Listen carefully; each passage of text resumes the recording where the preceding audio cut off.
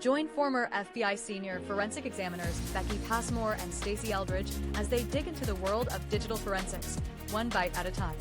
Now leading their own consulting firms and educating the next generation of cyber sleuths, these badass babes of digital forensics bring sharp insight, real-world case experience, and a dose of humor to the bits and bytes that build today's investigations. From deep dives into business email compromise and ransomware attacks, Becky's specialty, to cracking the complexities of iPhone forensics, Stacey's obsession, this podcast delivers insider knowledge for professionals, students, and true crime techies alike. If you've ever wondered what really happens when the digital trail is all that's left, tune in and start parsing the truth.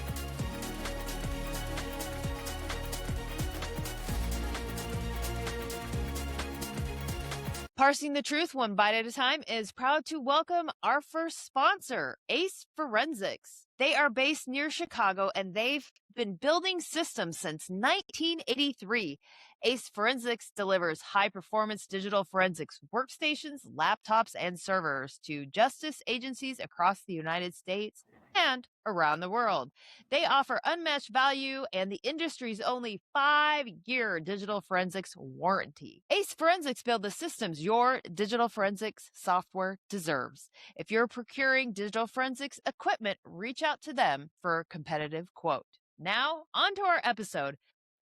Welcome back to Parsing the Truth one bite at a time. I'm Stacey Eldridge, and with me, as always, is my co-host, Becky Passmore. We are the podcast that focuses on digital forensics and the artifacts and the facts of today's modern crimes. And we even dive into the courtroom testimonies and what those facts reveal to the juries. So, Becky, what are we going to do tonight? Well, welcome back, everyone. Today we are wrapping up the coverage of the first Karen Reed trial, and we're taking a look back at all the digital evidence and the forensics testimony that was covered during these episodes to bring you some lessons that we learned from this trial. Yeah. So first up, I want to loop back around to something. I had a question in one of the previous episodes that we discussed. And that was that screenshot that was mentioned of Brian Albert's contact information that was captured on Jennifer McCabe's phone. And I wanted to clarify something for everyone. So my question was, was it really a screenshot? Or was it one of those captures that is created when you're switching apps? And that was my question. Was it really a screenshot or was it related to the app switcher? Well, here are the facts from the actual evidence that we didn't have access to before. So let's first off level set. Now, the images that are created for use with the app switcher are .ktx files, and they are stored generally in a subdirectory of that application's data, and they're not stored in a database. And if you're wondering what a KTX file stands for, it stands for Chronos Texture. I didn't know that. I was like, ooh, fancy, Chronos Texture. I knew what a KTX file was, but not what it stood for. Now, these files are an image container made for 3D graphics. And when the iPhone is creating them, they actually create two, one for light mode and one for dark mode. Now, if it had been a KTX file and was deleted, we wouldn't have known about it, since if it was actually deleted, it would not have been extracted by Celebrite. Also, based on the evidence, that screenshot was indeed a user-generated screenshot, and it was a PNG file. Now, the question still remains, why was it screenshotted? Does it really matter? I don't know, but I think it's interesting to, make sure that this is a screenshot and this is a KTX and which ones are generated and why. Now, a KTX file created by the system certainly could show revealing information in your case, so they're not to be ignored. But in this case, this was just a screenshot that would have been user generated. So now we know the answer to that. And maybe you've learned a little something about KTX files. That's right. Next up, the other thing we discussed was airplane mode. And I think this came up mostly during Trooper Nicholas Garino's testimony. I think Jessica Hyde maybe mentioned it a little bit too, but most of it came out during Nick Garino's testimony. And we were talking about GPS and all that sort of stuff. So I think we want to come back around and clarify some terminology and make sure we use the appropriate terminology when it comes to iPhones and how you should be sharing this information with a jury. So, level set once again, when you put your phone into airplane mode, it does not disable location services by default. You can't go and swipe down into the control center and there's nowhere to toggle it on or off. It's just the airplane mode, Wi Fi, Bluetooth. That's what everybody should be concerned with. But now, what we want to do is tighten up our language around this because I think in the previous episodes, we were saying there was no way to disable GPS on the iPhone from that option from the control center. So we should clarify that GPS and location services are related, but they're two different distinct things on an iPhone. GPS is one of the several data sources that location services uses to get location data from. There's not an option on your iPhone to actually switch the GPS service off. So think of location services as that umbrella service that manages which apps can access location data and which services are used to determine your location data. So if you're preserving a seized phone, you want to place it in a Faraday bag or a Faraday box as soon as possible, not just use airplane mode. And because if you put it in the Faraday bag, what does it do, Becky? Well, it still tries to reach out to those signals and it might lose battery quicker and faster. Right. So you want to try to, think if you put a portable battery pack in there, you don't want the power charging cord hanging out of that bag because then you've just created a little antenna. But the reason your iPhone is still searching for signal all the time is that Faraday box, that Faraday bag is blocking all of those signals. So by doing Yep. that, it's preventing any of that location data, Wi-Fi data coming in and entering new data on the phone. Now, it's alleged, rumored on the internet that if you say, "Hey Siri, turn off location services," it will turn off location services. I don't know, Becky, do you want to try it on your phone and see what it does? Let's try. Hey Siri, turn off Uh-huh. turn off location services. Turning off location services will disable access to your location data for all apps, including Find My. Should I go ahead and turn off location services? Okay. And was your phone locked or unlocked when you did that? It was locked. Okay. Okay. So, seems like it And worked. now it pops up a little option for me to toggle off my location services. And so it does offer a toggle button. So if Okay. I wanted to do it, I could do it. Does that mean all my location and security services are turned off, or are there still some turned on? Yeah, I don't know, but I mean, it's maybe a good option. Now, I've also said, it's maybe not recommended to do that. You might get some unexpected results if you say, "Hey Siri, disable it," and it disables it. Like, I don't know, will it cause the iPhone to crash? Because we certainly don't want it to crash and shut down.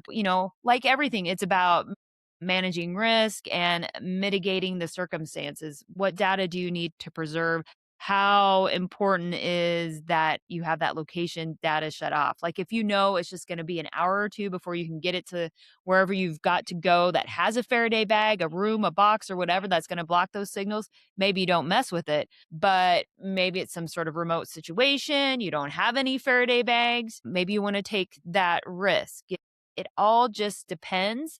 But if you're in law enforcement or working in an agency or a large business group, you might want to do some research, testing, and validating, and Mhm. come up with a policy. And maybe you have different recommendations for different circumstances. But the thing we want to reiterate here is you've only got 7 days to grab that detailed location data. If you don't know what the PIN code is, you're going to have to spend some time breaking into that phone. Obviously, if you have it under consent or somebody knows the PIN code, you can get into it a lot faster. And then, of course, the other question is a full file system extraction supported so you can get that detailed location data that you want? Airplane mode and collections being done appropriately in Faraday bags. Do they have them or do they not? This is not going to be the last case that this is going to be talked about in. That's right. And, they made a big deal about this in the Karen Reed trial because, they discussed that, oh, there was all these locations reported from within whatever the agency was that was holding the device at the time. But it really didn't have anything to do with where the phone had been in this case. Like there was no lost data. They were able to recreate where the phone was the night of Mr. O'Keefe's death from the bar to 34 Fairview Road. Oh, Becky, you've talked about it was probably a defense strategy, something to harp on. They're going to nail you. You didn't follow best practices. You could be losing data, overwriting data. And then it's going to kind of lead down that trail of if you didn't do this right, what else are you doing wrong? They're just out there throwing doubt around like it's confetti. Yep, that's right. So next we talked about the timestamp in the browser state.db is a tab state timestamp, not a search timestamp.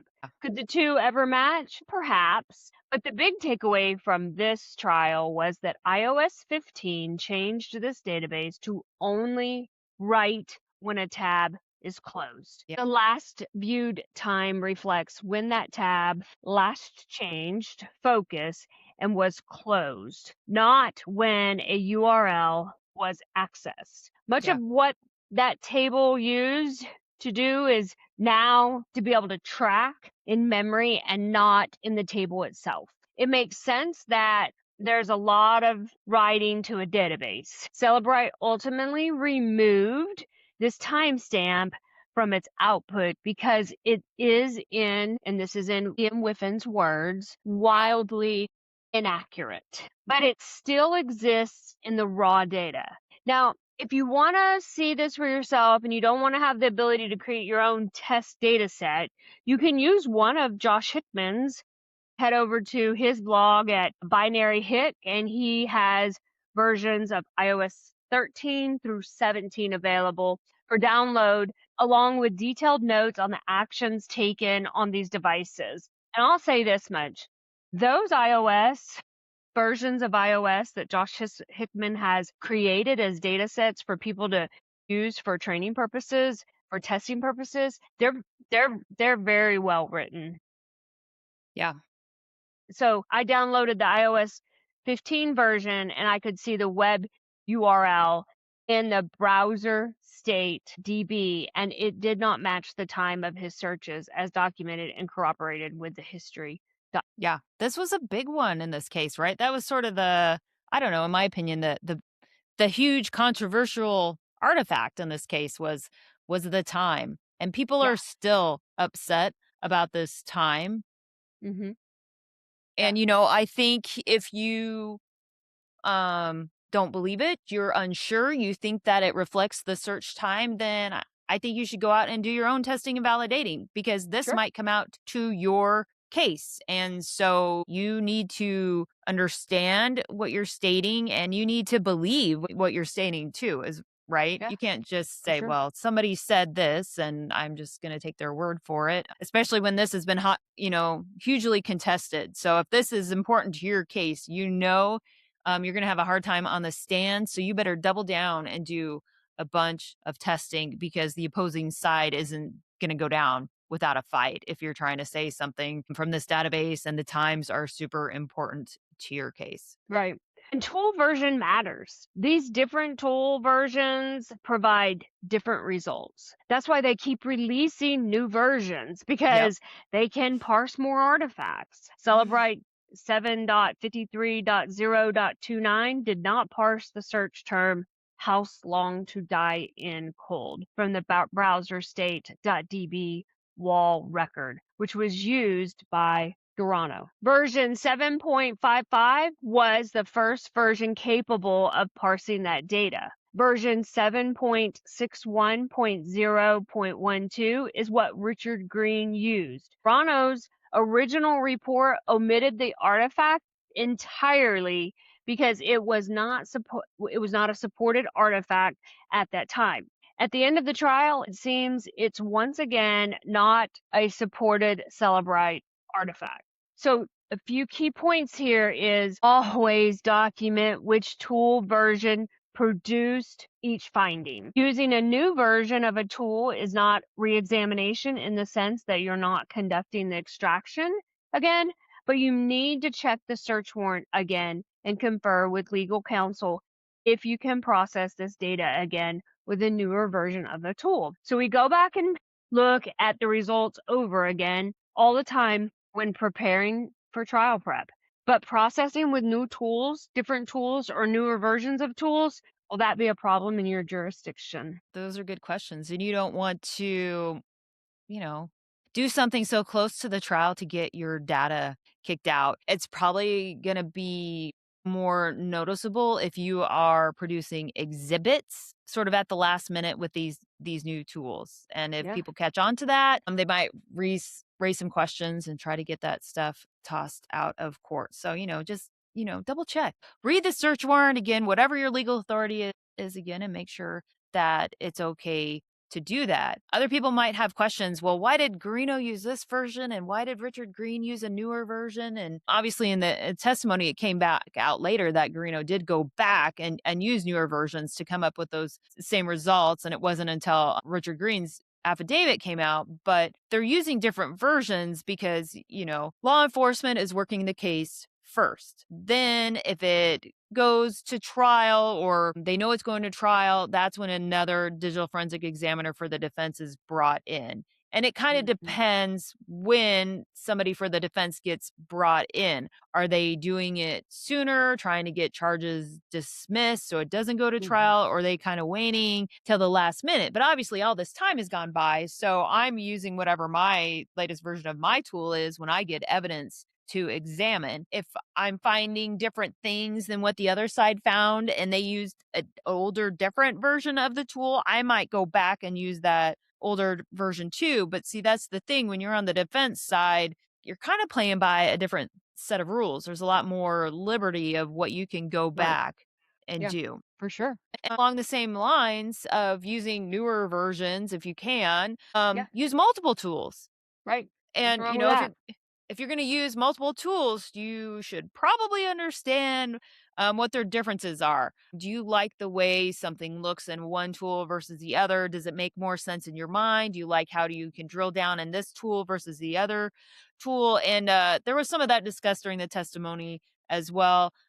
Guarino himself said he liked to ask him for something and celebrate for other things. Law enforcement tends to have a lot more tools available to their disposal. If the defense is going to a big forensic firm, they have a lot of tools available to their disposal. But if you're going to a smaller shop like me, I don't have all the things. But Mm-mm. I know how to use my tools really well, and I have still an alternate version of a different tool that Mhm. I can use, and I can always manually parse things if I need to. So that's Yep. always an option. Sure. But, I think that one of the key takeaways about using the multiple tools that shouldn't be forgotten is, this How Long to Die in Cold was parsed by both Celebrite and Axiom. It showed up in both of the results.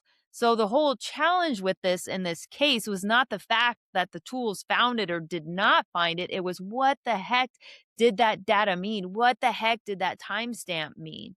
And And how was it interpreted? yeah, yeah. Where did the tools categorize it? Because some people, if you're relying a lot on where the tool is putting it, what it's categorizing it as, that's going to influence what you think that means. But again, what does that timestamp mean? If you're not sure, you're going to have to do some testing and figure that out. Yeah, definitely. Testing is part of that process. Testing should be completed just like using multiple tools, just like checking versions. If you're not testing your data, if you don't understand what the tool is parsing and how it's interpreting it, do it yourself. Do it manually. Figure out how to do it. Find some other utilities or tools that can help you figure that out for Yep. testing. So another area we discussed and should be brought up again is know the three iPhone clocks: monotonic, baseband, and display. The power log is the only database using monotonic time. You can be sure the opposing counsel is going to ask you if you know what these are, what they do. So when Waze showed a 3-minute discrepancy, as discussed in Green's testimony, it came from the power log. not from the Waze data itself. Know which clock an artifact uses before you interpret it. Going back to know what your tool is interpreting and know what that application, so in this situation, what the clock artifact is being interpreted from the Waze application. If you need to correlate times, Axiom does a great job showing you all three when monotonic time is involved in power log events. So just do the math as needed when seconds and minutes really matter. And in this situation, for this trial, in this case, they really mattered. Yep, absolutely. Everybody just start memorizing what these 3 different clocks are, because I feel like That's they're gonna it. ask you just to ask you. You're gonna be like, You're "Do just you going, know what the 3 clocks are?" And you're gonna be like, "Yes." And they're gonna be like, "Aw." and that will just, again, show your confidence level and your knowledge level, and you just being able to answer that question and providing the end results for just knowing what the clocks are. And another thing this case really showed was how important the totality of evidence is. And it always is. It's always all the evidence. It's never one artifact alone in isolation. One artifact might suggest one thing, give you clues about one thing, lead you in one direction, but 5 other artifacts might contradict it. And so you've got to figure Yeah. that out. And you've got all these different data points going. And especially in this case where there was a death and movement, there was the GPS data, the location data. There, I did it again. I shouldn't have called it the GPS data. That's my bad. It's the Yeah. location data, Yeah. the Apple Health with the steps and the movement and the flights, Knowledge Sea and call logs. There was some confliction on Yeah. call logs, and then they got the call logs from the cellular provider themselves. And that happens in another case that we're going to talk about. There's Right. conflictions. And then all of your browser history, review all of that stuff together. And you have to remember the jury hears everything. And so you have to make sure that whatever conclusion you are drawing on the stand, it has to survive the whole picture that they're seeing and hearing. And it has to survive the cross examination. We heard some discrepancy in this trial with an examiner stating one thing and then stating the other thing. I think the point they were trying to get to when it came to the Apple Health data and then the arrival time of O'Keefe at 34 Fairview was that if you're paying attention to this monotonic time, then this makes this time weird. And then we don't know about the timing of these Apple Health steps and the Yeah. floors climbed. It was kind of like we're trying to throw some doubt here onto the timing of all of this stuff. But when you're throwing doubt onto other artifacts and other times, you can't go and say, this is the arrival time at 34 Fairview Road, in my opinion. Because if you're saying this is the time we are saying they arrived, then anything that happens before or after that is negated to a certain extent, because what the problem was in this case was that there was the Apple Health data was recording steps, distance, and flights before the arrival time at 34 Fairview Road. And it should be noted again that both the defense and the prosecution agreed on that timestamp of the arrival time. So you can't say this was the arrival time and you better take what's up with this Apple Health data, Sure. Sure. you've got to be like, this is a time, and because this is a time, this negates the Apple Health data. You can't use it to Yeah. be like discount all the other times. And so of course the question becomes, well, why was there Apple Health data recorded? Well, sometimes it does record it when you're in a car. They don't release the specs how or why Apple Health data does what it does. It's all been reverse engineered. But I think one way to sort of solve this problem is to spend some time timelining, because if you timeline this out, then this can help you identify some conflicting information and you can figure out why is it conflicting. Is it just like anomaly, bumps in the Mm-hmm. road, or is timestamps off, or what is going on? Or maybe you can explain it, but you need to be aware of it so you can kind of be more proactive when you start being asked questions on the stand. You don't want to be blindsided by them stating, oh, did you know all this data is conflicting. These timestamps don't make sense. You don't want to be up there Right. going like, no, no, I did not. Right. And again, we emphasize timelining and we emphasize correlating datas and timestamps, and we emphasize that it's not one piece of evidence that solves the case. It is the totality of the evidence. So yeah, definitely was needed in this case. So cross-referencing devices to identify deletions and discrepancies. In Green's affidavit, he found 17 calls on O'Keefe's phone to and from McCabe, but only one on McCabe's phone. And this kind of cross-device comparison is how gaps become visible. Don't examine devices in isolation when multiple devices are available. Load all these pieces of evidence into one case in your forensic tool, and it will help you timeline this out and identify any anomalies. And as we have presented and will be presented in the future, this becomes relevant in so many cases. And, when we start our next series, you'll see that we are repeating ourselves over and over again about why this cross reference of devices and the timelining and the activity is so important. Absolutely. And, speaking of cross referencing information, another kind of recent ish change with the iOS here in this case was the ability to directly search in the search bar in Safari. And that those searches that are conducted being logged in the com.apple.mobilesafari.plist. And it only logs when they are searching via that native search bar in Safari. And so you have to remember, if people go to google.com and they start typing in their search terms into Google, those are not going to be captured here. So if you see a search in that P list, you need to know where it was entered from. So you're going to say it was entered from that native search bar. And that's, can tell you how that person was interacting with the phone. But you shouldn't be like, oh, this is the only place there are searches. No, there could be searches still in the regular Mhm. history.db if they were doing searches through Google. And then another thing to be mindful of is when people are searching, you may need to distinguish between what they are searching and typing versus what is being suggested to them. And so Right. again, couple of different places to look for some of these internet history and searching artifacts. Again, the cross-referencing. Don't Sure. look at one artifact all by itself. Yeah. And speaking of absence of data in history.db plus unbroken row IDs equals no user deletion. Yeah, You we know, love to check that. The go into the database, look for missing row IDs. That's a nice easy absolutely. check, right? It is. Whiffen even showed that if the searches at 6:23 and 6:24 a.m. had successfully loaded, they would appear in history.db. They don't, and there are no gaps in the row IDs, proving the pages never fully loaded. So this is the database equivalent of a paper trail. Yep. And again, you might need to do some testing to feel comfortable saying, like, when doesn't a search or something you're trying to go to, a URL visit, when doesn't it get logged in the history DB?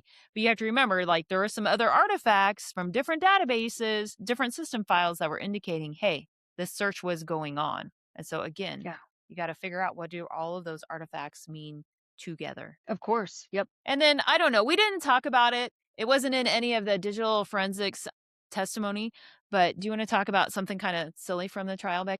I want to say it's silly, but I also want to say how important these things can be discussed. It doesn't have to do with the digital evidence trail, but it definitely can throw a kink in a trial. Yeah.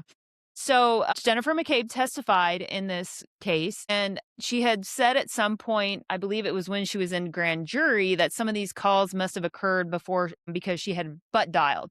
And then so when she was testifying in this case in the first trial, they gave her a really hard time on the stand about butt dialing. But let's just talk about the phrase of butt dialing, right? Yeah, If you are mature like Becky and I are, you were very. around when the term butt dialing originated. And this is because old phones, old cell phones used to be different. There was what they called the candy bar style cell phone. And it was just like your phone with like physical numbers and buttons to push. And so sometimes you would just like put it in your back pocket or your purse or your front pocket, but you'd put it like in your back pocket and you'd sit down. And especially if you had a speed dial assigned, then it would start calling someone and the person on the other end would be like, hello, hello. And then maybe you'd hear something coming from your butt, or maybe you wouldn't. And then, you know, it went from there. And they're like, oh, man, sorry, I butt dialed you. And then if you've received that call where you just hear noise in the background, you'd be like, oh, Becky must have butt dialed me again. That's right. That's exactly right. And then, Yeah. the flip phones came along where it's shut. Yeah. So like, there Yeah. wasn't so many buttons being Prevented pressed, that. but it, the terminology stuck. Becky, what would you say that it means today if someone would say butt dialed you, or that was a butt dial? It means that I'm carrying my phone and my phone opened up and all of a sudden the last person I called, which is usually you, my finger touched it. It's not in my pocket. It's not in my back pocket. It's not in my front pocket. It's usually in my hand. Yeah, because But you we just call it a butt dial. yeah, because it just means it's an accidental thing that occurred. Call. And so, terminology changes over time. The butt dialing was associated with accidental calls originally on cell phones when they first started being used as mainstream, and now it just kept and now it's just been adapted, and it Sure. still means a mistake. Yeah, and bringing it back to digital evidence, it's still correlated as whether it happened or didn't happen. A butt Right? dial happened, it still is recorded, and now we got to understand the context of that. Yeah. Was it a, is that the 1 second thing? Because you can see like was it answered or was it just called but That's not right. answered? Because sometimes I'll accidentally hit the wrong person and maybe it calls you super fast. And I'm like, oh, you might answer right away every once in a while. And I'll be like, oh, sorry, butt dialed you. But like, Yeah. it wasn't my butt. It was my No, finger it's and my I just hit the finger. wrong thing. Yeah. I mean, that's So happened to me a couple of times in the last couple of weeks where someone has called me. I go to answer it and it stops and I call yeah. them back and they're like, ooh, I butt dialed you when I was looking at my phone and I was trying to text you back. Well, that clearly is not a butt dial, right? So yeah, It's just an expression. So, I mean, you might have to is. explain certain stuff like that because, if Mhm. in this case, if McCabe had testified before you, then somebody might want to cross-examine you on that and be like, well, what does that really mean? And why are they there? And blah, blah, blah. So you might need to be able to give some reasonable explanations of that. And another thing is just knowing the lingo, because in some cases, more than others, the lingo of what people are saying and what it means and how it's taken and construed really matters. Sure, absolutely. The data alone doesn't convince anyone. It's the story. No matter how technically sound your findings are, if you can translate them into plain English, you've lost the jury before you've even started. It's reported that while the digital forensic examiners were testifying, a journalist watched from within the courtroom as the jurors' eyes glazed over and the jurors began to yawn. Were they lost? Had they lost total interest? Or was it simply case of the post-lunch time yawns? We don't know, but we have to keep in mind every complex concept needs plain English analogy. It's Yeah. helpful when findings can be shared as a timeline rather than as an artifact list. And every conclusion needs to land in one sentence a juror can carry into the deliberation room. Your testimony has to be engaging. Clarity isn't dumbing down your expertise. It's the highest expression of it. But you know what? It's going to take a lot of collaboration with your attorney to get that story told the way it should be told. Yeah, absolutely. So that is the end of our series on the first Karen Reed trial. These are our lessons learned. We hope you found some great information and key takeaways and, loved these episodes. And so we'd love for you to join us for our next episode. And, oh, Becky, do you realize what episode number this is? This is episode number 52. Yes, this is number 52. This means it's been one entire year of episodes. And we have finally reached the end of season 1. Some people are like, when are you going to switch to season 2? And I was like, when should we switch to season 2? I thought it was like a year. So here we are. we did an episode every week for a year, thus the 52. And so we're at one whole year of episodes, and this is the last one of season 1. So we invite you to join us next week when we're going to go to season 2, where we're going to kick it off by talking about what else? This podcast. The podcast. Absolutely. Right. And just to make it very clear, it's a lot of work because we do our research. We really dig in. We try to study the cases. We're not here to point blame or point fingers or say we could do it better. We're here to showcase the work that digital forensic examiners do that do not get the attention that they deserve.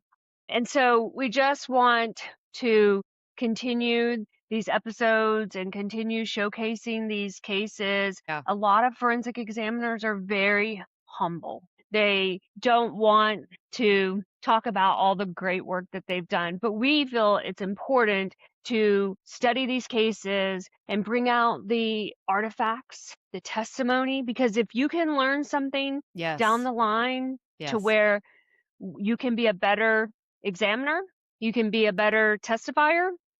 I don't know if that's a word, but you can testify. You can testify better. Then that's what we want you to learn from this podcast. Yeah, absolutely. Like, I hope we're listening to these things and you're enjoying it. But I hope, like, when some piece of data comes up in your next case, you'll be like, oh, I remember something about this, and there was something tricky about it. So I feel like I should not take this at face value. Let me dig in and do a little bit more research before I just run one way or the other with it. That's exactly right. And like, maybe I should go and test something. Maybe I should look at a different version. Maybe I should see what has changed from one version to another. All these little pieces of information, they might not come into play until a little while down the road. 6 months, a year, 2 years from now. Yeah. And if you can go back and remember to maybe do a little bit of more testing or looking at something else in a different way, how a tool parsed something, does it make any sense? Manually do it yourself. These are the things that we want to bring to your attention. Yep. It's been a great year. It has been a great year. Join us next Thursday as we launch season 2. So, and if you've enjoyed these episodes, we're asking you to share it with a friend or a coworker and just continue listening to us. Give us some feedback. Yep. Let us know if you have a case that you want us to do research and bring to the podcast. We love the stories that we don't know about. And so until next time and next season, stay safe, stay sharp, and as always, keep parsing the truth one bite at a time. If you enjoyed this episode, make sure to follow us to get notified the next time a new episode drops. If you can do more, head on over to parsingthetruth.com and donate by clicking on the donate button. Parsing the Truth is a nonprofit organization, and we are raising money to send a new digital forensic examiner to IASIS training next year in Orlando. Thanks.